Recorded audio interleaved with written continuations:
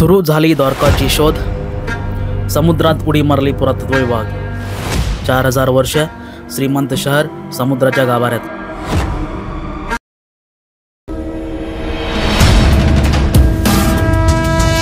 Hi hello नमस्कार मित्रांनो, मी नारायण पाटील आणि तुम्ही पाहत आहात ज्ञान माध्यम यूट्यूब चॅनल। तर चॅनलवर कोणी नवीन असाल तर चॅनल सबस्क्राइब करा। भारताच्या इतिहासामध्ये आणि हिंदू धर्मामध्ये अत्यंत महत्त्व असलेला शहर म्हणजे द्वारका नगर। अशा या द्वारका नगरीचा शोध घेण्यासाठी सरकारने अखेर पाऊल उचललं आहे। श्रीकृष्णाच्या भव्य दिव्य आणि श्रीमंत नगरीचा शोध घेण्यासाठी पुरातत्व विभाग पुढे झालेले आहेत। म्हणजे आता बुडालेला द्वारका नगर मिळणार का? आत्ताची द्वारका आणि महाभारतातील द्वारका या दोघांमध्ये काही संबंध आहेत काय?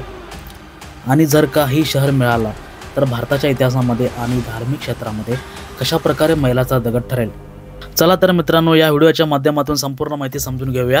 व्हिडिओ शेवटपर्यंत नक्की बघा। मित्रांनो, हे प्रकाशन बघा। केंद्र सरकारने दिलेल्या माहितीनुसार आर्किओलॉजिकल सर्वे ऑफ इंडियानुसार 5 जणांची टीम ही सर्वे सुरू केलेली आहे आणि याची प्रथम फोटोसुद्धा सोशल मीडियावर शेअर करण्यात आलेला आहे। या पुरातत्व विभागाचे additional director general Alok Tripathi, excavation and exploration director HK Nayak, assistant superintendent archaeologist doctor Aparajita Sharma, Shrimati Poonam Veed, Rajkumari Warbina या सगळ्या या टीममध्ये आहेत। द्वारका शहराची संबंधित माहिती, त्याला पाहिजे असलेली अन्वेषण याची संपूर्ण माहिती या टीम घेत आहेत। मित्रांनो, तुम्हाला माहिती असू दे, तामिळनाडूमधील महाबलीपुरम, मणिपूरमधील लेक देक लेक, तसेच महाराष्ट्रातील एलिफंटा द्वीप, लक्षद्वीपमधील बंगारम द्वीपमध्ये अंडर वॉटर आर्किओलॉजिकल टीम यशस्वीपणे सर्वे केली होती। आता याच विंगकडून द्वारका शहराची शोध घेण्यात येत आहे। मित्रांनो, द्वारका नगरीच्या अस्तित्वाबद्दल बऱ्याच ठिकाणी पुराणामध्ये, काव्यामध्ये, ग्रंथामध्ये बऱ्याच ठिकाणी त्याचा उल्लेख मिळतात आणि त्याला ऐतिहासिक आधार पण आहेत। आपण गुजरातमध्ये एक द्वारका बघू शकतो, तिथं द्वारकाधीशांची खूप मोठी मंदिर पण आहे। पण ह्याच ठिकाणी श्रीकृष्णाची भव्य दिव्य श्रीमंत द्वारका होती आणि ते समुद्रात बुडाली अशी मान्यता देखील आहे। महाभारतातील उल्लेखाप्रमाणे द्वारका शहराची स्थापना भगवान श्रीकृष्णाने केली।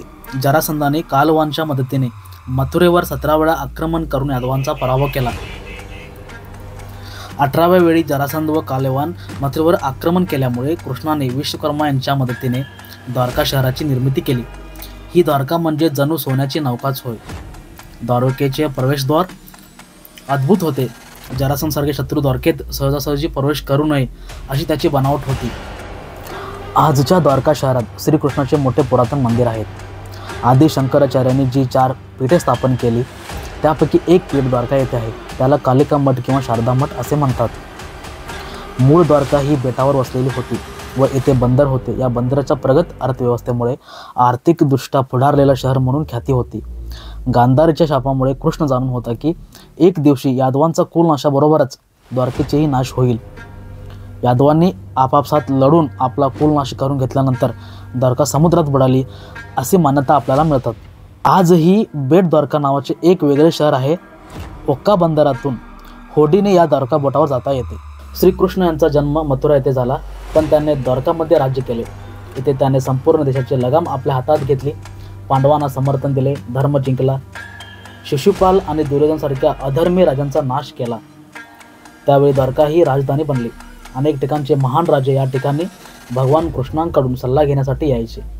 मित्रांनो, फक्त कथाच्या जोरावर नाही तर इथे मिळालेला बऱ्याच पुरावे आणि साक्ष अशा आहेत की यांच्या जोरावरच आर्किओलॉजिकल सर्वे ऑफ इंडिया शोध घेण्यास पाठीमागे लागलेला आहे। मिळालेल्या पुराव्याचे संशोधन केला असता असे निदर्शनास आले की सिंधू संस्कृतीपेक्षाही जुनी संस्कृती ही आहे। मित्रांनो, द्वारका शहराची ऑलरेडी एकदा सर्वे झालेले आहे।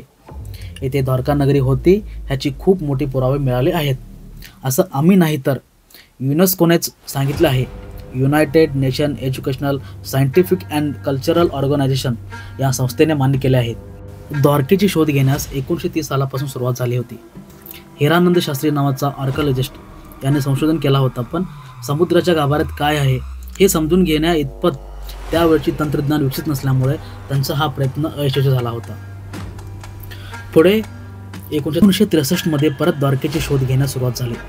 जेम नानावती आणि HD सांगकालिया यांच्या नेतृत्वाखाली परत द्वारकेची शोध घेण्यास सुरुवात झाली। तेव्हा जवाहरलाल नेहरू हे पंतप्रधान होते. त्यानंतर 1979 मध्ये परत एक्सकॅव्हेशन करण्यात आले आणि याच वेळी भरपूर प्रमाणात पुरावे सापडले. महत्त्वाचा म्हणजे लाल कलरमध्ये असलेल्या मडक्याच्या आकृतीचा वस्तू मिळाला. त्या वस्तूवर संशोधन केला असता कमीत कमी 3000 वर्षापाठीमागचा वस्तू असल्याची माहिती मिळाली. मित्रांनो, तुम्हाला माहिती असू दे, द्वारकाच्या बाजूला असलेल्या कॅम्बेकोलियामध्ये काही वस्तू मिळाल्या होत्या.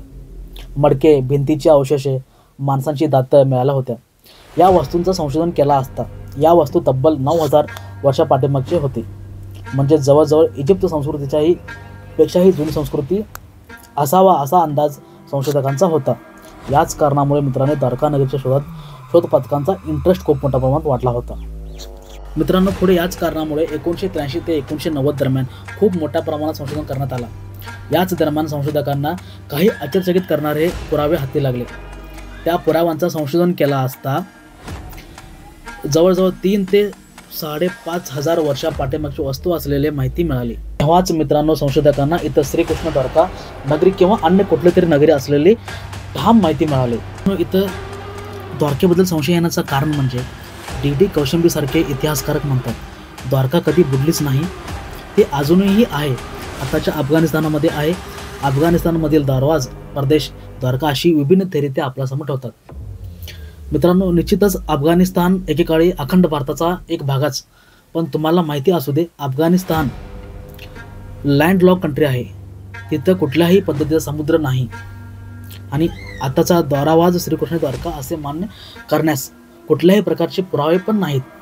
त्यामुळे हे थेरी मान्य करण्यात येत नाही. म्हणून मित्रांनो, गुजरातमधील द्वारका हीच श्रीकृष्णाची खरी द्वारका आहे. भारताची आतापर्यंत सर्वात जुनी सभ्यता किंवा संस्कृती सिंधू संस्कृती असा मानला जातो.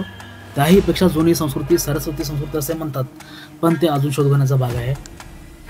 जर का संशोधकांनी द्वारका नगरीची शोध घेतली तर भारताची संस्कृती आणि आपल्या हिंदू धर्माची एक वेगळी स्थान आणि मानता निर्माण होईल. भारतामध्ये एक वेगळीच क्रांती घडेल. जगाच्या इतिहासामध्ये भारताचं महत्त्व खूप वाढेल. याच कारणामुळे संपूर्ण देश या संशोधनाकडे कुतूहलाने पाहत आहेत. तर बघूया पुढच्या काळामध्ये काय निदर्शनास आपल्यासमोर येईल. मित्रांनो, असेच नवनवीन व्हिडिओ पाहण्यासाठी लाईक करा, शेअर करा आणि चॅनलला सबस्क्राईब करा. भेटूया परत एकदा नवीन व्हिडिओसोबत. धन्यवाद.